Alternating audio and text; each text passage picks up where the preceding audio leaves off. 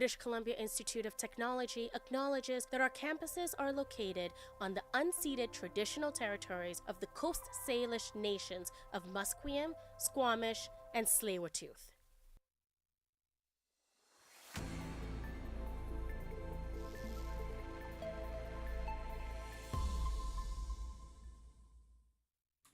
Welcome back to BCIT News. I'm Aiden Singh, and I've got your headlines for 11:30. As everyone prepares for the quietest day of the year, the Royal Canadian Legion says their numbers are growing. After years of decline, the number of Legion members has risen for the third year in a row. Najma Bon from the National Legion says the latest figures show 270,000 members across the country, up from 250,000 just a couple of years ago. Vancouver's largest Remembrance Day ceremony takes place tomorrow at the Victory Square Cenotaph on Hastings Street. Another ceremony honoring Chinese-Canadian veterans will be held shortly afterwards at 12:30 around the Chinatown Memorial Square. Vancouver is preparing for a La Niña winter, meaning a colder and snowier season ahead. Local thrift stores are expecting a higher demand for warm clothing, and reporter Avia Boulier has more on how this thrift store is preparing to meet seasonal requirements. Winter weather is arriving quickly in Metro Vancouver, and people are in high demand for warm clothing. Thrift and Fund is a local thrift store in Burquitlam that works directly with the Low Entropy Foundation. All the proceeds made from the Thrift and Fund go directly back into the community. The foundation offers free programs funded by any sales made from the thrift. Thrift and Fund accepts donations and offers discounts on specific items throughout the week, including winter apparel. Avia Boulet, BCIT News.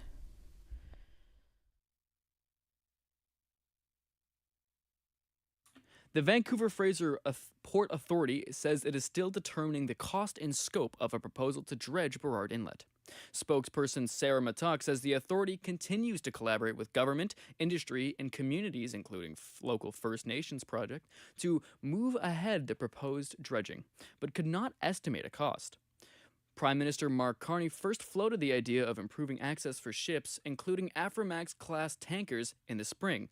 But last week's federal budget does not include any specific references to the project beyond federal promises to improve access to overseas markets by investing in new airports, railways, and port infrastructure.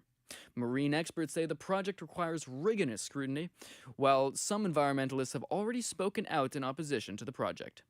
Shifting now to national stories, Foreign Affairs Minister Anita Anand will be welcoming her G7 counterparts in Niagara this week, including U.S. Secretary of State Marco Rubio. The U.S.-Canada relationship has been strained under American President Donald Trump's tariffs and threats of annexation. But as the Canadian press reports, Anand says Rubio has never engaged in 51st state talk with her. He has not raised this with me verbatim or even insinuated it. We are on a playing field where we want to engage on the crucial issues. Anand says all G7 partners are coming to the table in good faith to discuss shared economic and security challenges. Down south, the Trump administration is once again asking the Supreme Court to keep full food aid payments on hold. The request Monday is the latest in a legal fight over how the program that helps 42 million Americans buy groceries should proceed during the government shutdown. Lower courts have ordered the government to keep all the money flowing. The justices are expected to decide late Tuesday whether to halt those orders, amid signs the shutdown could soon come to an end. The U.S. Department of Agriculture says it shouldn't be forced to give certain funds for SNAP because they might be needed elsewhere. History will be made today when a world leader visits the White House. Reporter Karen Traves has more on U.S. President Donald Trump's meeting. President Trump hosts Syrian President al-Shara today at the White House, marking the first time a Syrian leader has visited here. Trump and al-Shara first met back in May in Saudi Arabia. He spoke about that meeting on Air Force One. Right, I think very good. Young, attractive guy, tough guy. You know, strong pass. Very strong pass fighter. al-Shara led rebel forces that overthrew the Assad regime last December. He's also a former al-Qaeda insurgent who fought against U.S. forces in Iraq. The president in May announced he was waiving crippling sanctions on Syria. Karen Travers, ABC News, the White House. Those are your headlines from 11:30 a.m. I'm Aiden Singh. Stay tuned on BCIT News. Stay tuned for more on BCIT's 1680 The Crow. This is 1680 The Crow, and you're listening to our feature presentation.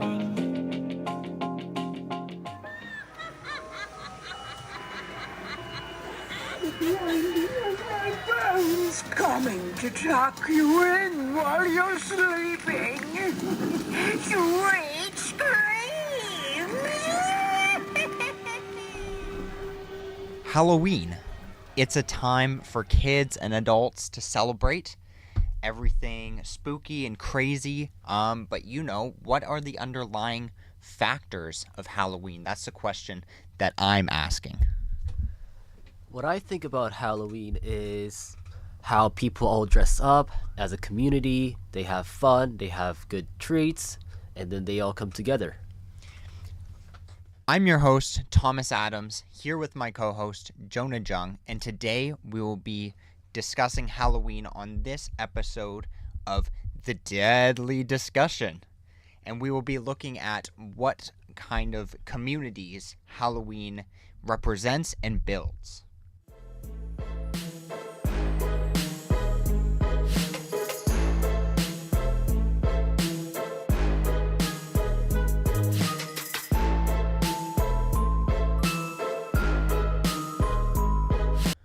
Welcome back to The Deadly Discussion. I'm your host, Thomas Adams, here with my co-host, Jonah Jung, and today we will be talking about Halloween and how it impacts the community and the correlation between Halloween and the tight-knit bond that the community has. Yeah, so for me, I think Halloween is a place where, all the people, as I aforementioned, they gather all together. And then you can just knock on the door of your neighbors and say hi, and then just give each other some pleasantries, and then hang out with some kids, go trick or treating. Yeah, and for me, I found Halloween to be a place that is very, very spooky. We really do a lot of it. Whoa! Bro, get out of here, get out of here. For those of you who do not know, I arranged a little ruse to scare my co-host, Jonah. And some other kids at our program here just came and gave him a little scare. What'd you think about that? That was, the best surprise that I could get. A little bit unexpected. But it lives up to the theme. You don't even have time to scream. That is what I think Halloween is kind of all about. It's about ghastly, ghouly things. However, it's really about having fun. That's the thing. And, when I think of fun, I think of a lot of places where you can go trick-or-treating. And, I found one great place to trick-or-treat is Burkeville on Sea Island in Richmond. Now, I chatted with Tomas Ravotsi, president of the Sea Island Community Association, about what events they'll be hosting this year. The houses along the front lines, so to speak, I hope I'm not making too many military sounding references here, but basically the entrance where people would first show up in our neighborhood, those houses get in excess of 1,000 kids coming to trick or treat. Like around 1,200 is, I think, the number that we had reported. That's the highest number we've heard approximately. And so my house is set back a little bit, so it's a few streets back. And even here, I get between 500 and 700 kids on the night. Yeah, so that's a interesting and very informative comment from your interviewee. And I just learned that is a very small community, and Burkeville is a place where that was built in like 1940s after the World War II during the World War II for people who make airplanes to stay and just find housing. Yeah, I mean, talk about going all out. I mean, I live currently in Marpole, and there's not as many trick-or-treaters like, I think my house would get maybe 7 trick-or-treaters each year. Like, the fact that they're getting 700 to 1,200 trick-or-treaters is just kind of mind-blowing to me. Yeah, so there must be a lot of children. Did he say anything about like how he manages that place or how he keeps it safe? Yeah, so there's a lot of factors when it comes to Halloween, of course. Arranging where everyone will be walking, and, safety and driving is a lot of things to consider. So pretty much what Mr. Tomas said was that they're trying to not have cars in Burkeville. They're just trying to have it pedestrian only, and they're preparing for outside visitors because it's become such a hot spot. Put mitigation sort of measures in place. So we have traffic control that the city offers us. I think the RCMP also, their traffic authority department also comes to help to control traffic. We have a system of, we experiment with different kinds of systems and different kinds of traffic management plans. But essentially we kind of have, we try our best to pedestrianize the neighborhood on that night, meaning we provide free parking at BCIT just across the street at the aerospace campus. Again, that's in part thanks to YVR's kindness there, so we're really grateful for that. And there's a walking path right from BCIT, right beside the City of Richmond's fire hall, and it's decorated by city staff, and that leads directly to our neighborhood and to our park. And the park is where our association, we do actually put on a fireworks display at 8:15 or so in the evening. And we fund that, but often at a loss. So that's one thing that, if you don't mind, I'll put in a little plug here. If you do plan to come and visit Burkeville, you may see donation QR codes around the neighborhood. So any support, any donations that you can provide are very welcome. They really help us out because we are a nonprofit organization here. I do find it so interesting that's all community run, and if people are commuting there, I mean, I think it's nice if they help out, because they're attending this event just like any other. Yeah, I think it was very fascinating that all the community members are doing their best to keep it safe, and then for the Halloween, and then how statistically, a lot of people have died trick or treating, like especially children age from like 4 to 8 die the most on Halloween night, around like 5 to 9 p.m. normally when people go for trick-or-treating. And then, a lot of cars are coming by. So, like Burkeville, I heard that they're trying to pedestrianize the neighborhood.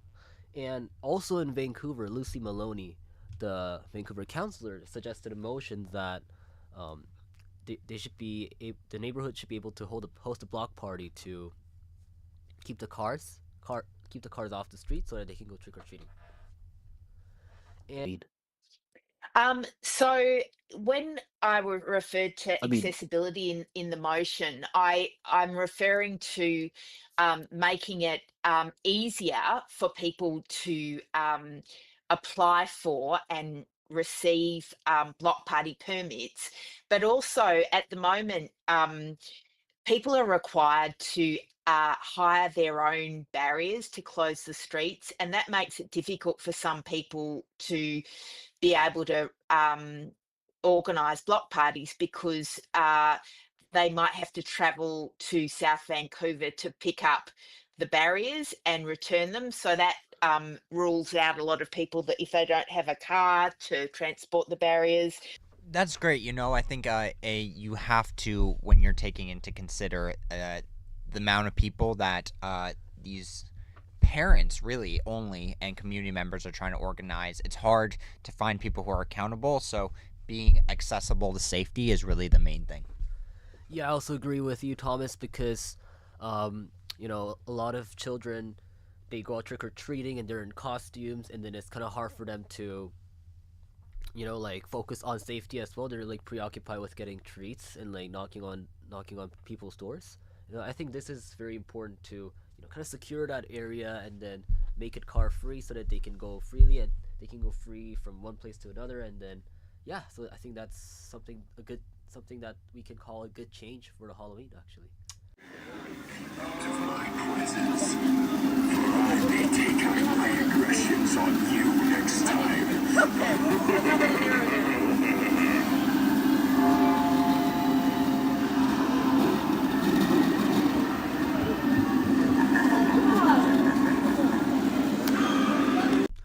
to ask you something. How do you normally celebrate your Halloween? What was it like during your childhood? Oh, thanks for asking. Yeah, so my childhood, I would always go out trick-or-treating, and my parents would come with us. We didn't get many trick-or-treaters on our block because it was across from a street from the park, and we were the only house that gave out candy. But there was a little stuff every few blocks or so. There were houses that would decorate. It would just be a lot of walking, and we'd bring my dog, and me and my sister would go out, and it was really fun. But Yeah, so I think walkability is also a huge issue actually, because when I think of my home country in Korea, I'm not from around here. They have very tightly highly populated apartment buildings, like 400 people live in one building. So it's very hard for them to go out trick-or-treating. And in terms of culture, we weren't always celebrating Halloween. It was more about we were more conservative on that issue. But after more foreigners started to come to Korea, Halloween became more known to people, and I think that's when people started to dress up. And that brings me to my next point, is Halloween is more than just a celebration. You get to interact with so many people. You get to know all the kids in the neighborhood. Although I didn't know many people in the neighborhood that I was living in, when I became a teenager and I started going to my friends' neighborhoods, there was a lot more going on. And then I could see that everyone knew each other. And it was quite, it was quite an amazing experience knowing that people were looking out for each other. And now when I went to one of my close friends' communities, they have a really awesome Halloween lane, they call it. So pretty much all the kids from the neighborhood come to this lane, and people give out candy from, instead of their front door, their back door, and in the lane in their garage, and they always go all out. So I actually decided to go speak to one of the residents and someone who decorates for Halloween there. Her name was Hillary Tarver, and she's been living there for 40 years, and she has been decorating for about 15 years with the rising popularity of this. Because we all socialize back and forth across the lane anyway, which is nice. And it's nice because you don't have to jump up and down from the front door, and the kids love it. We have a reputation. I think the maximum we've probably had is 1,500. That's including the parents. And so what we do is the first part of the lane is the non-scary part, like the younger children's part. And then we have a sign up and we warn them it's going to get scary. Okay. And that's the fun part to watch. Because, the little kids, they're like, oh no, I'll be fine. And then they come back scared. But yeah, it seems like they organize a neighborhood so that, people can go from one stage to another of enjoying the Halloween. What about experience that children can have? Did she say anything about that? Yeah, so it's a great experience because they're all walking down one lane, and the neighbors really come together to make this a great experience for all the kids. It's a great way to get to know your neighbors, know their names, and really connect with them. That's what I talked to her a little bit more about as well. Yeah. What do you think is, do you think that this Halloween alley and everyone decorating and doing big trick-or-treating things is helpful for building the community? Oh, absolutely. Absolutely. We have a great community that way, and we know we're lucky. Yeah. You know a lot of your neighbors and know what they're doing? I know all of them, yeah. Everyone? Yeah, pretty well. Yeah. Yeah, so, one thing that I really like about Halloween in North America is that you get to, meet with different neighbors and socialize with them. Something that doesn't happen often in Korean culture. Interesting. We're mostly, mainly focused on, ourselves and not reaching out to, strangers. So I think that's a great tradition. Wow. That really brings us around to the point that I think Halloween is pretty much a representation of how tightly knit a community is. If they're doing lots for Halloween, it makes them, it means they care about their neighbors and their neighbors' kids and their experience they're having. Yeah, I would also agree very much that how they celebrate Halloween, how they get together, and how they socialize with the neighbors is how Halloween should be celebrated. Well, thank you very much. That concludes our time today on the deadly discussion. Here, I'm Thomas Adams with my co-host, Jonah Jung. And we will catch you on the next time. Have a happy Halloween, y'all. Happy Halloween.